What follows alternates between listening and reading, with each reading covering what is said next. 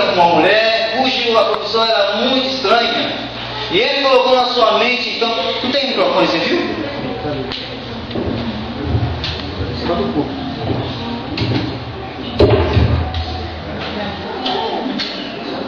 Exigente, né? E aquele homem então colocou na sua mente que aquela mulher seria uma mulher feia, porque a profissão dela era muito estranha. Então ele foi entrevistar a mulher. E ele bateu na sua porta. E quando aquela mulher então abriu a porta, ele teve uma surpresa grande. Ela era uma mulher linda, muito bonita. E ele ficou chocado e falou assim: olha, eu fiquei surpreso quando eu te vi. Ele já dentro da casa conversando com aquela mulher. Eu fiquei surpreso porque a sua profissão, aquilo que você mexe é muito perigoso. E eu pensei que era uma mulher não tão bonita como você é. Parabéns. E ela disse que gostava de mexer com perigo. Ela gostava de mexer com os animais perigosos. Ela mexia com serpentes. Inclusive ela disse: agora tem uma nova serpente aqui. É uma serpente rara e muito perigosa. E eu vou pregar para você para te mostrar. Então ela foi buscar aquela cobra, aquela serpente. E ela então começou a tirar aquela serpente onde ela estava. E aquele jovem repórter foi também arrumando as suas coisas para fazer entrevista, tirar fotos, filmar. E ele distraído, ele percebeu que ela deu um grito: ai! Foi picado pela serpente. E ele começou a ficar apavorado. Falou: nossa, que agora que vai acontecer? E correndo de um lado, correndo para o outro, não sabia o que fazer. Estava: calma, tranquilo, tem um antídoto ali no banheiro, faz a pega para mim. E aquele jovem tão apavorado foi dentro do banheiro e tremendo todo, procurava aqui, procurava lá e achou. E aí ela começou já a sentir os sintomas do veneno, que aquela serpente era muito venenosa.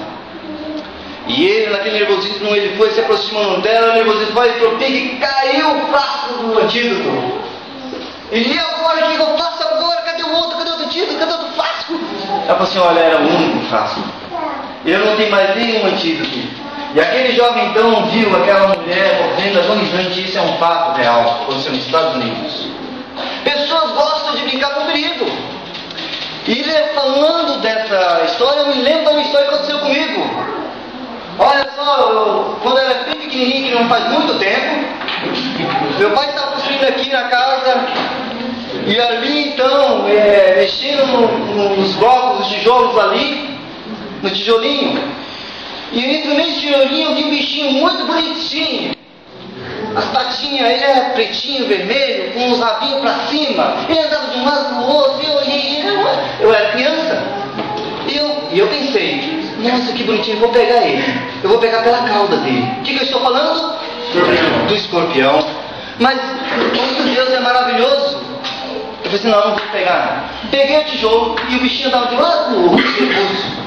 E quando eu mostrei meu pai falou assim: joga isso fora, isso é um escorpião, rapaz. Aí eu, na hora, eu joguei o tijolo fora. Pessoas gostam de brincar com perigo. Pessoas vão para incêndio, eles vão no pior brinquedo, não é? Montanha-russa, sentir a adrenalina subindo. Eles vão no Hopi Hari e vai ali naquele negócio que sobe lá em cima e se joga de repente para sentir a adrenalina. Não é verdade? Eles pagam por tudo para sentir o medo. E nessa noite eu vou falar de um brinquedo. Um brinquedo que muitas pessoas gostam de brincar.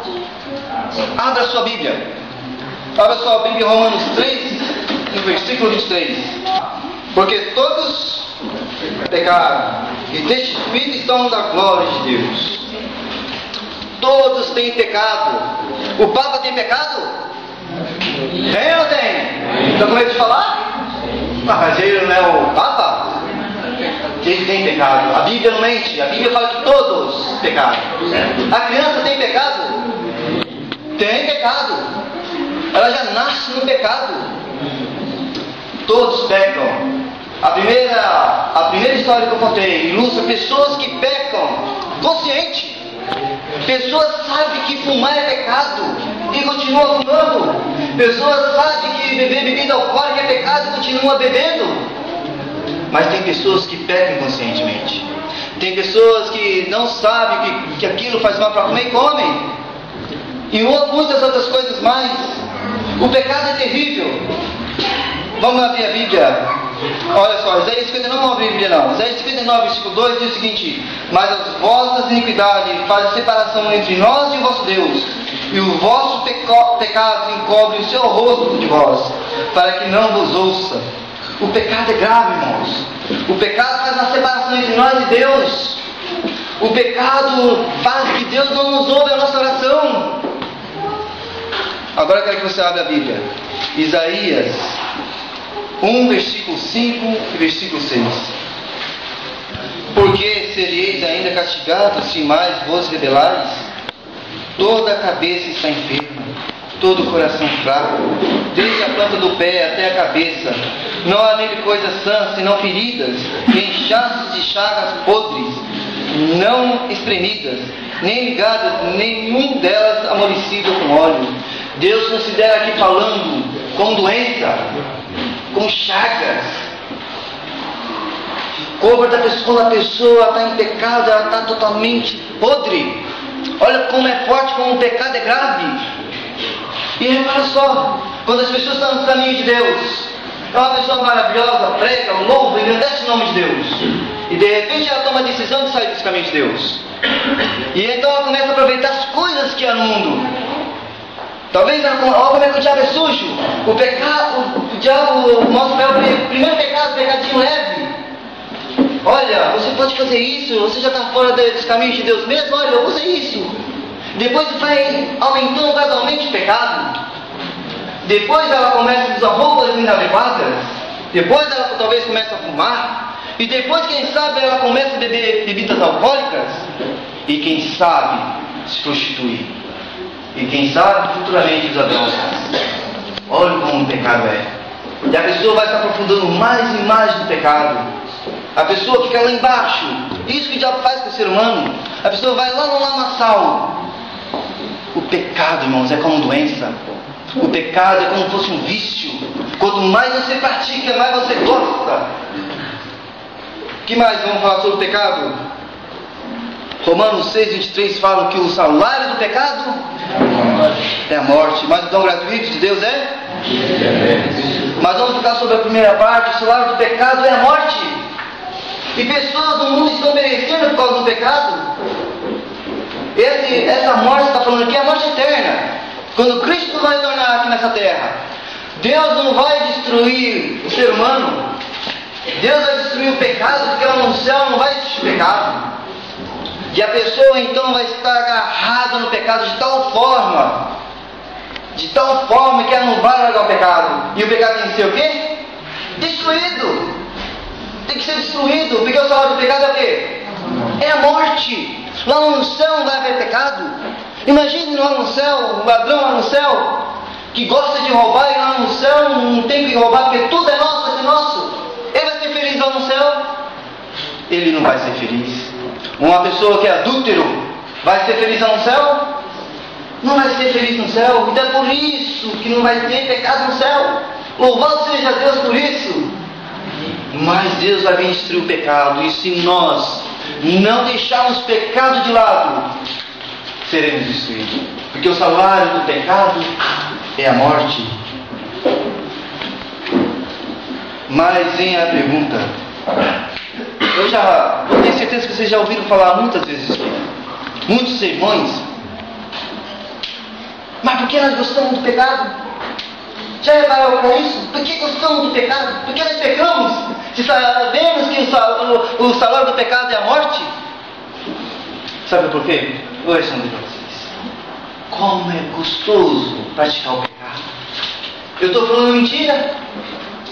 O pecado é uma delícia. Vou provar para você. Como é fácil, como é gostoso criticar um departamento. É maravilhoso. Você tem a oportunidade de você criticar um departamento, uma pessoa, você critica. Mas como é difícil você elogiar. Como é difícil você dar um apoio. Como é difícil você lutar para que aquele departamento venha crescer na igreja. Mas criticar é fácil. Como é gostoso comer comidas inadequadas. Como é gostoso comer barra de chocolate. Como é gostoso beber Coca-Cola, quem gosta. Como é gostoso beber café. Como é gostoso beber bebida alcoólica, quem gosta. Como é gostoso beber uma cerveja. Mas quando se apresenta um suco natural, um arroz integral, verduras, legumes, saladas, se torna ruim. Mas por que é ruim? Porque nós gostamos do pecado. Como gostamos do pecado? E o pecado parece que cega nós. Tem história da Bíblia que nós podemos notar que você olha assim e fala, como pode essa pessoa fazer isso? Lá em, não precisa abrir a Bíblia, lá em Juízes 16 ou 11, nem eu estou entendendo a letra aqui. 16 ou 11, de 1 a 4, está falando a história de Sansão. Sansão era um nazireu, um homem que não podia cortar o cabelo, beber bebida forte. E lá no povo de Israel existia várias mulheres lindas, maravilhosas. E ele tomou a decisão errada. E ele entrou na cidade. Ele viu um prostíbulo e entrou ali. E ele viu uma mulher que se chama Betseba. Não é isso? É Betseba? Não é? Né? Não é Raabe? Não. É o que então? Dalila. Eu errei mesmo. Dalila. Ele olhou aquela mulher e se apaixonou. Mas por que ele se apaixonou por aquela mulher? Porque ele não deu ouvidos aos conselhos de Deus. Ele deu ouvidos à sua carne, à vontade da carne, do pecado. E ele ficou cego. E ele então foi aprisionado. E ele foi cego literalmente falando. Mas os olhos espirituais dele se abriram. Agora sim, Davi estava no seu palácio. O povo estava pelejando e Davi estava passeando no palácio. E de repente, ele olhando assim, lá embaixo, ele vê a Dalila. Não, ele vê Betseba se banhando. E ele cresceu o olho porque era uma mulher muito feia. Não, o inimigo das nossas almas, ele não manda coisas feias para nós.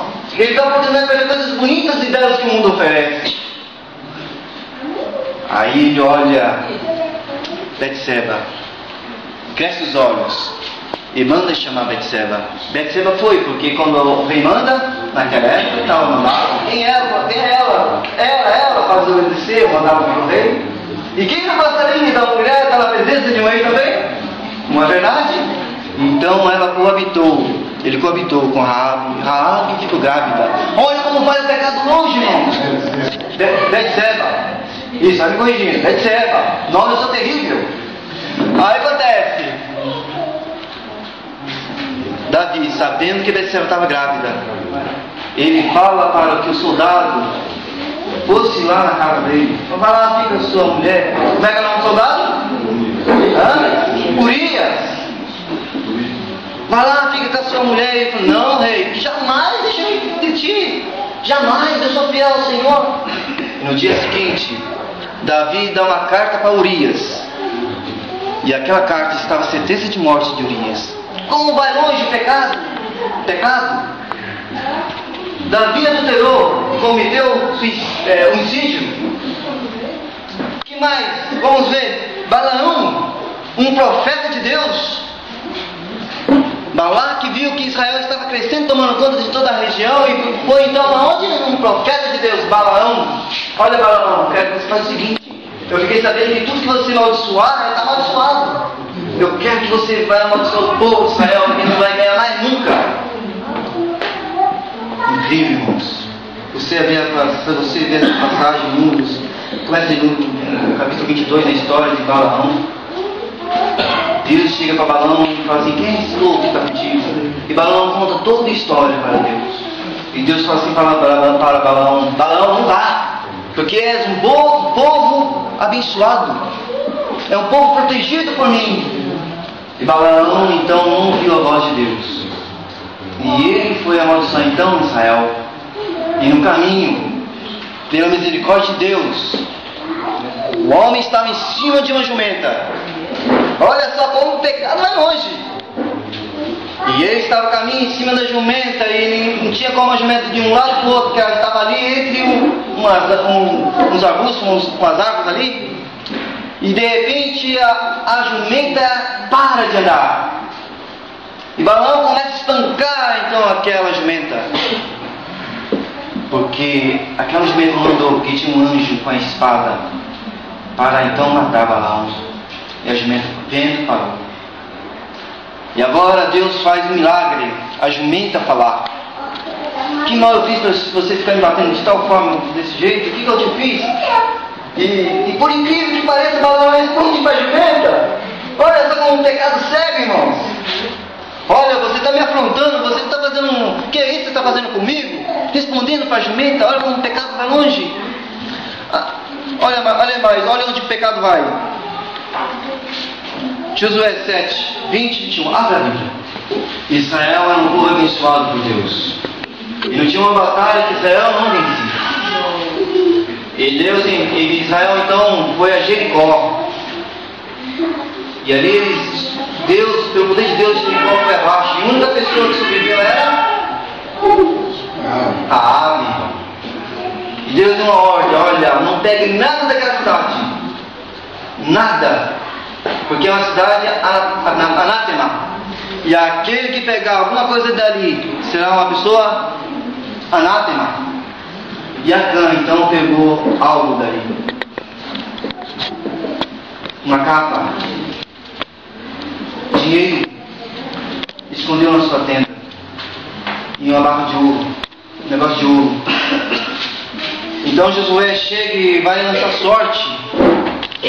Junta toda a tribo então, Israel, divide.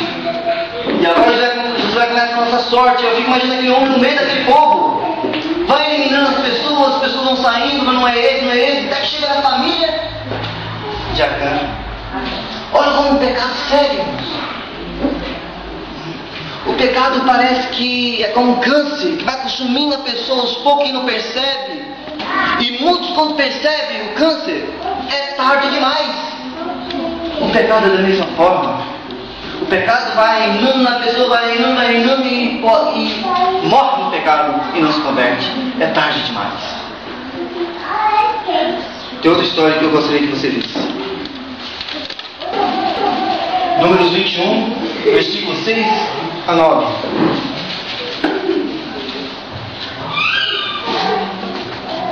Então o Senhor mandou entre o povo serpentes ardentes que morderam o povo. E morreu muito povo de Israel. Pelo que o povo veio a Moisés e disse: havemos pecado, porquanto temos falado contra o Senhor e contra ti. Ora Senhor, que tire de nós essas serpentes. Então Moisés orou pelo povo. E disse o Senhor a Moisés: faz uma serpente ardente e ponha sobre uma haste, e será que ele vê todo o mordido que olhar para ela. E Moisés fez uma serpente de metal e pô-la sobre uma haste. E era que mordendo alguma serpente, alguém olhava para a serpente de metal, ficava vivo. O povo de Israel começou a murmurar. Murmurava contra Moisés, contra Arão.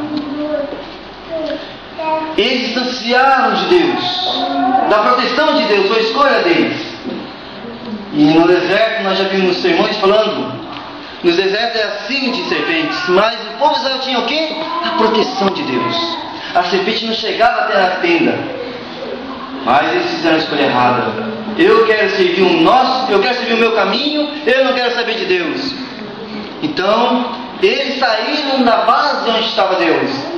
Então a serpente chegava àquela tenda e mordiam, e as pessoas morriam. Foram até Moisés, e Moisés fez então uma serpente, e todas aquelas pessoas que olhavam a serpente eram curadas. Irmãos, uma coisa para você: nós vivemos pecando. Eu não sei o seu pecado, eu sei do meu pecado. Pecado é algo que é algo individual, é algo íntimo. Você jamais fala o seu pecado para alguém. Pode ser seu amigo ou sua amiga mais íntima. Você não tem a audácia de falar para o seu amigo, para sua amiga o seu pecado, porque é algo íntimo. E você guarda para você. Mas eu falo uma coisa para você: Mas se você não olhar para a cruz de Cristo e entregar o seu pecado diante de Deus, diante de Jesus Cristo, você vai ter a morte eterna. Olha como o pecado leva às consequências do pecado. Sabe o que aconteceu com a sua mentira porque você mente? Por causa da sua mentira, por causa do seu fuxico, por causa dos adúlteros, por tudo quanto é coisa mal que nós fazemos. Sabe qual é a consequência? Hoje não tem serpente, que é o símbolo do pecado, mas aquela haste que Moisés levantou era o símbolo da salvação, um madeiro. Hoje nós não precisamos olhar para a serpente para ser salvo do pecado. Hoje, olhar para a cruz, a morte de Jesus Cristo na cruz, nós recebemos então a cura que precisamos do pecado. Mas para isso acontecer, nós precisamos olhar para a cruz. E por que então ficar agarrado no pecado? Por que ficar agarrado na mentira, em tudo que as coisas não prestam neste mundo? Por que ficar agarrado na crítica, enquanto você pode ajudar o departamento da sua igreja? Por que você fica grudado na mentira, se você pode falar a verdade? Por que você não muda o seu hábito alimentar, se você come coisa que não presta? Você fala, é muito difícil, afinal, não é fácil. Não estou falando que é fácil. É difícil. Mas quando você olha para a cruz, você vê a morte da cruz. É possível, porque Deus dá força para você. E quando você olha para a cruz, a morte de Cristo ali, o sacrifício que Ele fez para você, você amolece o coração quando Ele verdadeiramente. Você não vai olhar para a cruz, você vai ver a pessoa de Jesus lá na cruz. Ele foi açoitado, Ele foi cuspido, humilhado. Ele usou uma coroa de espinho por causa do nosso pecado, dos nossos erros, das nossas falhas. Ele carregou a cruz por causa do nosso pecado. E por que então nós precisamos ficar agarrados no pecado? O maior sacrifício que Cristo já fez, aquilo que você não conseguia fazer, Jesus fez. Ele morreu a morte eterna por você. Por que você não faz um compromisso com Deus nessa noite? Você sabe que o salário do pecado é a morte? Você sabe que Deus considera o pecado como uma doença, como feridas mortais? São João fala assim, olha, 3,16 fala o quê? Porque Deus amou o mundo de tal maneira. A vida eterna. Quantas vezes você já leu isso na sua casa? Quantas vezes você já viu aqui na igreja falando sobre esse tema? E por que eu pergunto, em que nós continuamos ainda no erro? Se Deus tem uma vida maravilhosa para você e para mim. Nós vamos assistir um vídeo agora. E se você ficar comovido, você pode cantar junto. Se você ficar comovido, o Espírito Santo tocar fundo no seu coração, é uma decisão para você, é uma coisa íntima sua. Eu gostaria que você fique de pé agora, mas você sentir desejo no coração de falar, Senhor, nessa noite eu quero entregar o meu pecado diante do Senhor. Eu quero ser uma nova criatura. Eu não quero ser mais mentiroso, Senhor. Eu não quero ter uma vida dupla. Eu quero vir aqui na igreja porque eu quero adorar o Senhor. Eu não quero mais criticar os departamentos da igreja. Eu quero auxiliar, Senhor. Me ajude. Entregue minha vida nesse momento ao Senhor. Vamos ver o vídeo, vamos cantar juntos. E se você sentir o toque de Espírito Santo na sua vida, fique de pé.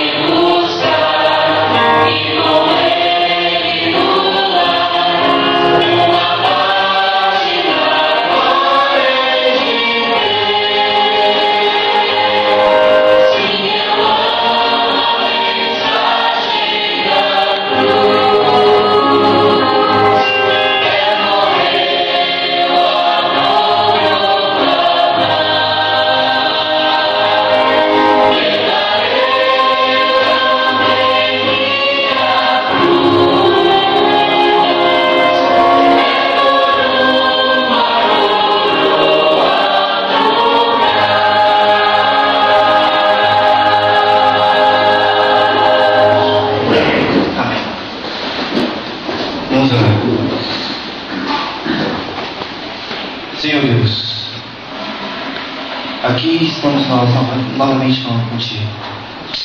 Somos pecadores, ó Deus. Muitas vezes nós somos pegos de surpresa, ó Deus, porque nós às vezes mentimos. Muitas vezes nós criticamos, ó Deus.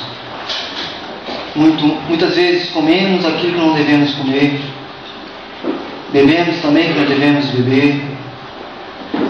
Muitas coisas maus nós fazemos, ó Deus. E nós bem sabemos que a consequência do pecado é a morte. E agora nesse momento, ó Deus, nós rogamos ao Senhor, ó Deus, dá-nos força para vencer esse pecado nosso. Tire de nós tudo que não presta, ó Deus. Coloque em nós o Teu Santo Bom Espírito. Não deixe que nosso coração continue endurecido, ó Deus. Nós ouvimos mensagens e mais mensagens, ó Deus. Ouvimos mensagens sobre alimentação, sobre a lei, e o Senhor ouve todas as coisas que precisa para a salvação, ó Deus. Mas muitas vezes, ó Deus, aqui nós somos comovidos, nós choramos, nós fazemos promessas, ó Deus. Mas como saímos da igreja, parece que se torna tudo diferente em nossa vida. Começamos a fazer tudo novamente, mentir novamente, fazer tudo que não peça novamente, ó Deus. Mas eu gostaria que essa noite fosse uma noite diferente. Amém. Eu gostaria, ó Deus, que o Senhor visitasse cada pessoa individualmente nessa hora, Deus. Nesse momento tem pessoas entregando os pecados, ó Deus, em Tuas mãos. Nós não sabemos pecar, mas Tu sabes, ó Deus. Por favor, aceite, ó Deus. Purifica essas vidas que estão entregando a vida deles em Tuas mãos. E faz um milagre, ó Deus. Assim sendo, essa igreja pode ser uma igreja triunfante, porque não vai ter mais intrigas, fuxico, discórdia, ó Deus. Porque vai ser um povo transformado e cheio de poder do Espírito Santo. Abençoe, ó Deus, a liderança dessa igreja. Abençoe, ó Deus, os membros. E ajude-nos que possamos, ó Deus, levar essa mensagem a quem se não conhece. Te peço, ó Deus, perdoe nossas falhas, nossos pecados. Dá-nos, ó Deus, uma semana abençoada. Que essa semana possa ser diferente, ó Deus. Porque nós ouvimos Sua mensagem nessa noite. E percebemos que o pecado leva à morte. E a morte eterna. Nós não queremos isso. Eu te peço em nome do Senhor Jesus. Amém.